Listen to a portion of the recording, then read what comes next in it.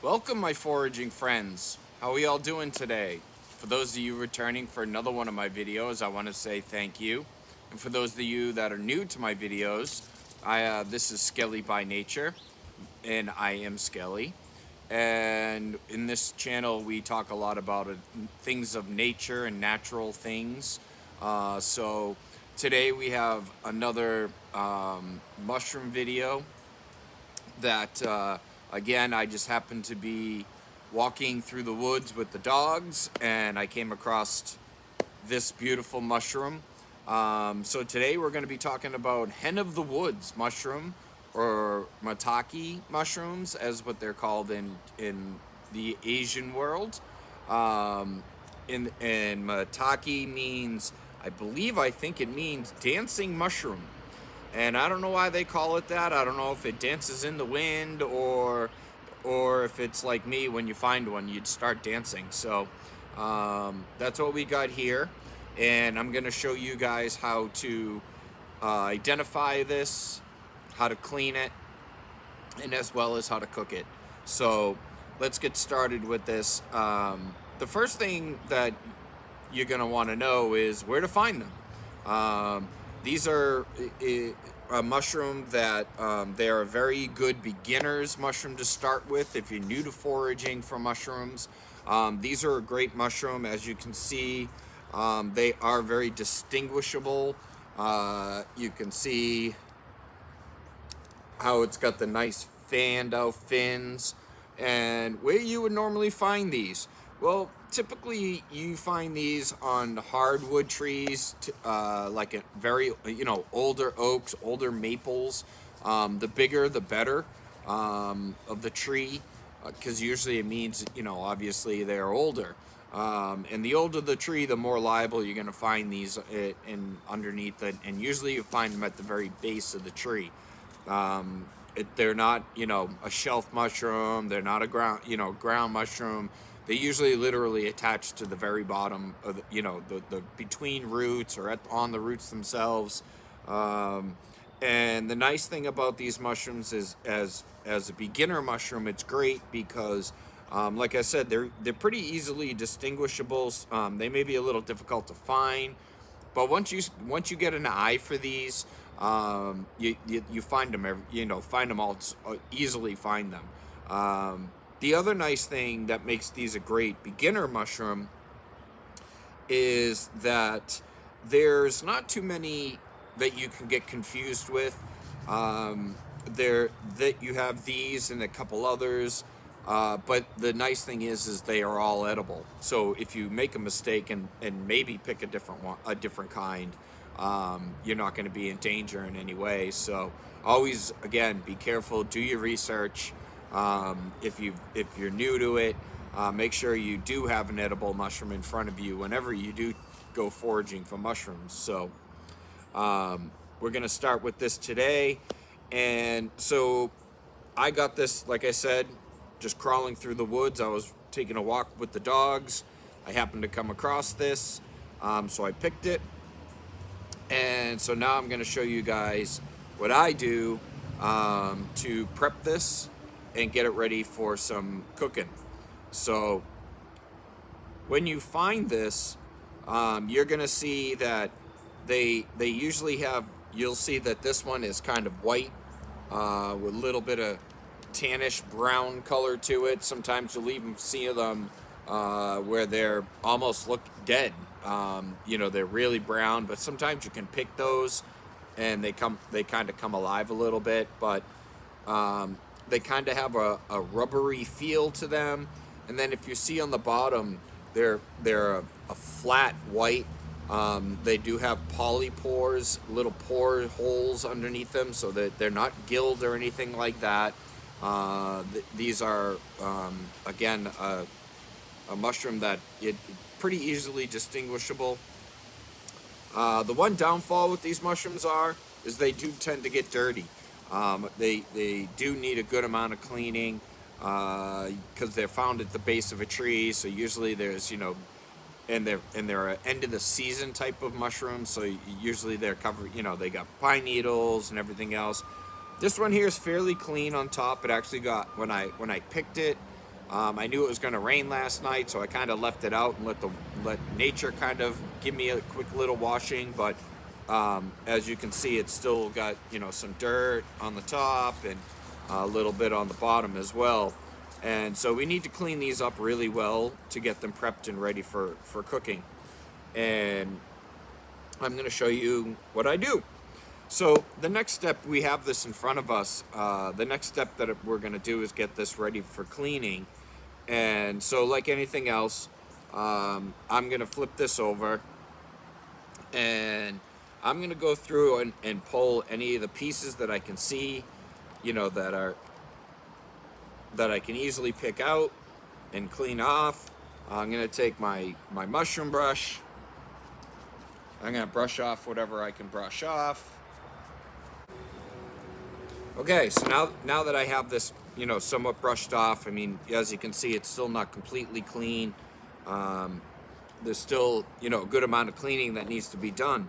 So as in some of my other videos, you've heard me say that, you know, I try not to use water when cleaning a lot of mushrooms, but this is one that you have to use water. You have to really kind of get this apart and really get it nice and clean because, like I said, being that it's a mushroom that's at the base of a tree, you get a lot of dirt thrown in there. They're also very susceptible to bugs and insects and stuff like that, so you want to make sure you get those. And you might look at it and go, geez, you know, I mean, how do you clean that? It's all, you know, all big bunch. So what we're going to do is we're going to actually cut this puppy up. We're just going to go right through. I'm just going to take my knife and I'm going to go through. As you can see, it's nice and white inside there. I'm going to cut some pieces off.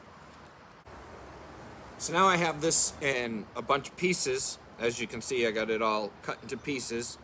Now, the next step that you can do is, now, I use a salad tosser or a salad spinner. If you have one of those, these are great for that, for doing this. If not, you can just run it under your sink as well. So I got my salad spinner, and I'm gonna start breaking this off, and I'm going to, you know, kind of pull it into pieces in little strips like this. Okay, this is, you know, a good size for, you know, sauteing or cooking with. I'm gonna throw them in my bowl. I'm just gonna keep stripping it down.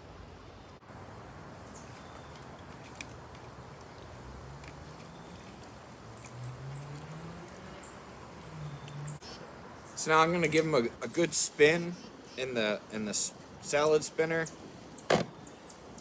That's gonna help clean off, you know, the rough stuff.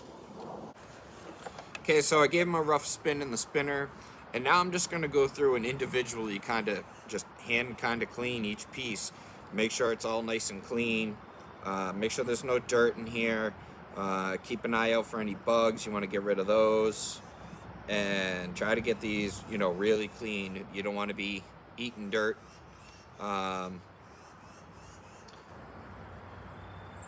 Like I said, for the most part, a lot of these are fairly clean.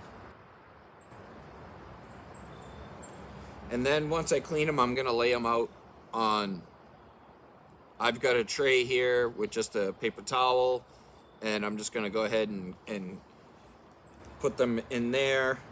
But yeah, make sure you really kind of inspect these a lot. Make sure there's no bugs.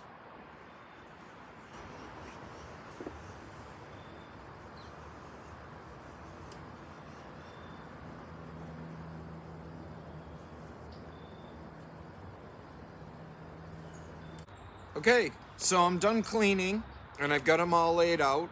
As you can see, I got them in trays. They got a little bit of a towel to help dry them out. So now my next step is to just kind of let them sit, and I'm going to let them dry out a little bit.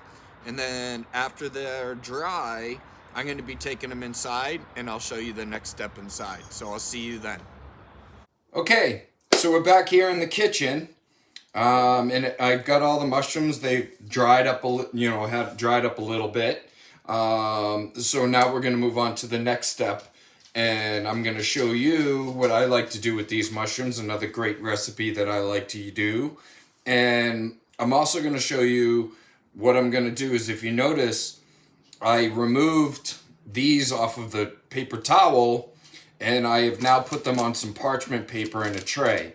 So what I did is this tray here, I'm going to dehydrate for use later on. So what I'm going to do is, like I said, lay a thing of parchment paper down, lay out your mushrooms. Make sure you give them a little space. Don't crowd them too much. And I set my oven. It's preheating right now for 155. And what I'm going to do is I'm going to let these dehydrate in the oven for roughly 7 to 8 hours. So then once I'm finished with these and they've been dehydrated, I can jar them up and save them for later use. And that's what you can do for that. Now over here, I have my mushrooms all set and ready to go. These are the ones I'm going to cook up today. So that's going to be what we're going to be doing with these. So I'm going to take these right now and I'm going to pop these in the oven and get these started for dehydration. There it is. Bonus.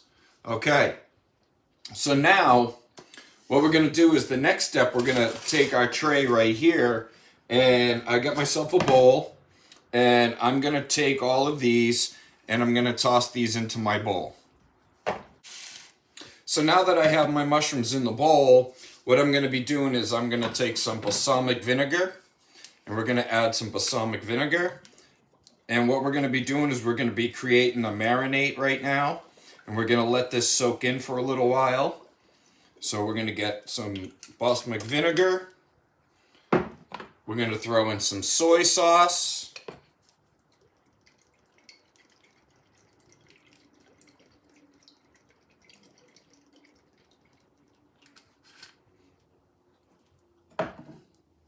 And then what I'm going to be doing for seasoning, I'm adding some thyme and some basil.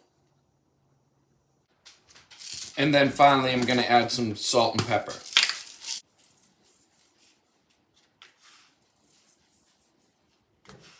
So then I'm going to give this a good mixing. Mix it all right up. Get them all nice and coated. Let them suck up some of the juice in there and the marinade. Okay, so now we're going to let this sit and let them just sit in here until we're ready for the next step. Okay, so now we're ready for the next step. And what we are going to do is, as you see now, I have a bowl of chicken. So what you want to do is wash and dry your chicken, towel dry your chicken. And our next step is we're going to start cooking up some chicken.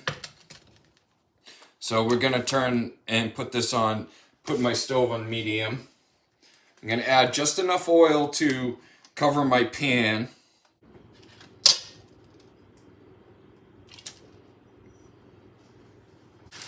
Okay, so my chicken should be ready. And what I'm going to do is I'm going to take my chicken and I'm going to transfer it into this bowl. Or you want to put it on a plate.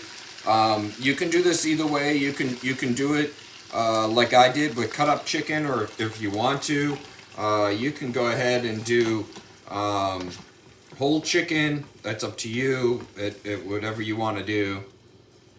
So I'm just going to take the chicken. I'm going to throw the chicken off to the side here. And now we're going to move on to the next step. So our next step is now what we want to do is we're going to saute these onions. So what I'm going to do is I'm going to throw a half a stick of butter in. The idea is, try to put in just enough butter to be able to saute the onions. And we kind of don't want to add too much and have leftover butter. So that's what we're going to do. We're going to throw the butter in, let this melt a little bit. Okay, so our butter's melted. We're going to throw in our onions. We're going to give this a good mix them, get it all nice and buttered up. Some yummy butter. So once we get them mixed up with some butter, what we're going to try to do is try to get these, kind of in a single layer, and we're not going to stir them. We're going to let these kind of brown up a bit before we head on to the next step. Okay, so I'm starting to get a decent browning with the onions. Now, if you're someone like me, I like my onions to be sauteed really well, so there's a kind of got a little crisp factor to it. So what I'm gonna do is I'm gonna stir this up, and I'm gonna let them sit for another minute or so, or two. But if you're a person who prefers your onions to be a little on the softer side, then you can wait for the next step, and we'll go from there. So I'm gonna do that. Okay, so as you can see, my onions are really starting to get well sauteed here. So what I'm going to do now is we're going to move on to the next step. This is the next step. That what we're going to do is we're going to throw in some garlic.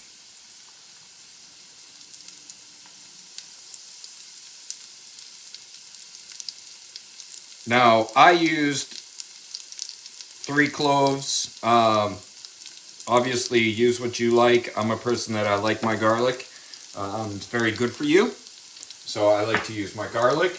And then what we're going to do is we're going to throw in our mushroom mixture and go right ahead and pour that balsamic vinegar right in with it. Whatever's left over in that marinade. And we're going to throw the whole thing right in.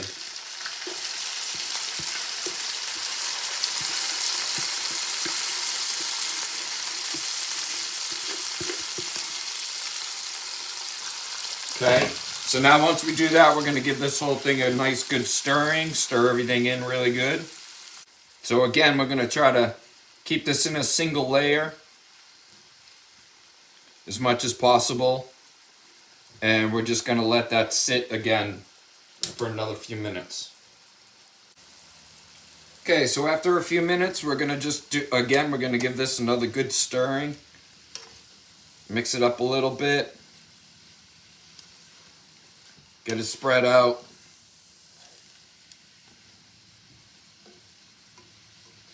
Spread this out again. And we're gonna let this sit for another couple of minutes until our mushrooms are well cooked. Always make sure you cook your mushrooms really well, especially when you're dealing with wild mushrooms, unless you know they're a mushroom that you can eat raw. I'm one that I tend to, no matter what, I always cook them because you never know. So.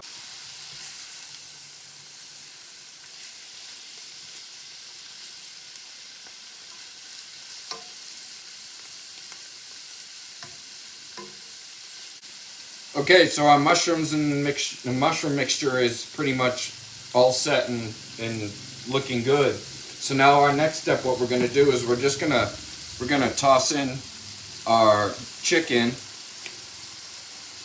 and give it a little heat and heat it back up again a little bit. And then we're going to give it a little stir so it can soak up some of this flavor.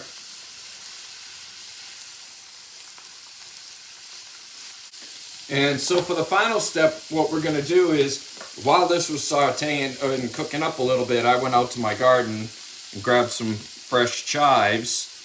You can use regular chives if you want. We're just going to top it off with some fresh chives. And here we go. We have ourselves a beautiful plate of mushrooms and onions and garlic and chicken in a balsamic mixture. Now time to give it a little taste test. Make sure I get a little of everything here.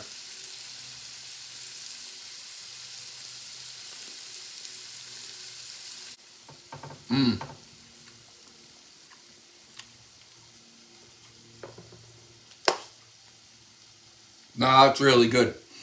Okay, so I hope you guys enjoyed this video today.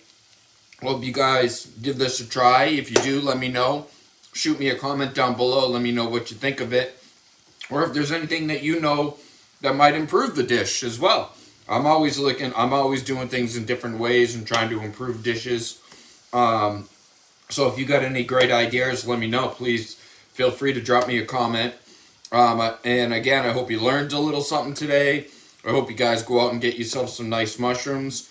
You don't have to do this with wild mushrooms. You can do this with, this is great with like a portobello mushroom or any other type of mushroom that can really soaks up some good flavor. And do me a favor, hit that like button down below, subscribe to my channel if you haven't already, as well as share this with other people that you might think might be interested in it. And until the next video, be beautiful, be awesome.